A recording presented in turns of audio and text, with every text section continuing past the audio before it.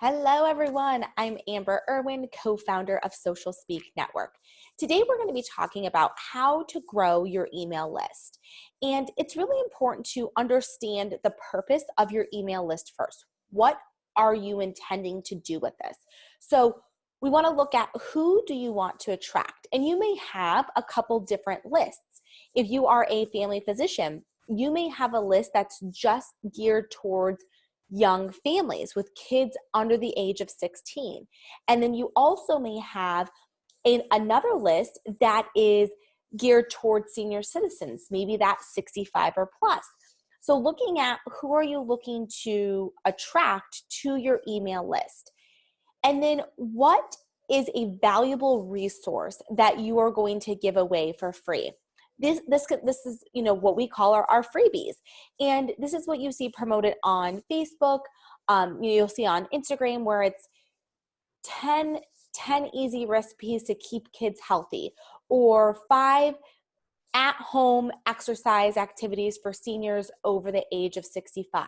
What is some type of downloadable freebie that you can put together? This can be a checklist. This can be a simple meal planning list if you're helping your patients with meal planning. This can be an exercising activities, things that you have had conversations with your patients about before, and something that would be of value to them. And this is going to be geared towards your current patients, but our goal is to take that resource that you and your patients have already talked about, put it together to reach more potential patients like them. So what is that valuable resource that you can create? And then create an opt-in landing page. A lot of times we have our opt-in on our homepage of the website. Sometimes it's at the bottom. It's not very user-friendly or clear where they or what they are signing up for, okay? So if you have just a general email sign up on your website, that's great, but this landing page is for this one freebie, this checklist that you are giving away in return to gain that email address. So having a standalone landing page for that PDF, and then if you are, and we'll get into this, that email username, or not username, email address and name will go into the back end of the email system that you're using into its own list. So once they sign up, they'll get a thank you email and then an email with that download. And so now they're a part of your email list, okay? And so then the next piece is choosing the email marketing platform that you want to use. We do love using MailChimp. It has a lot of great features. It integrates really well with almost any website. So we love MailChimp, but you can use, if you have a Shopify site, you can use Segundo, you can use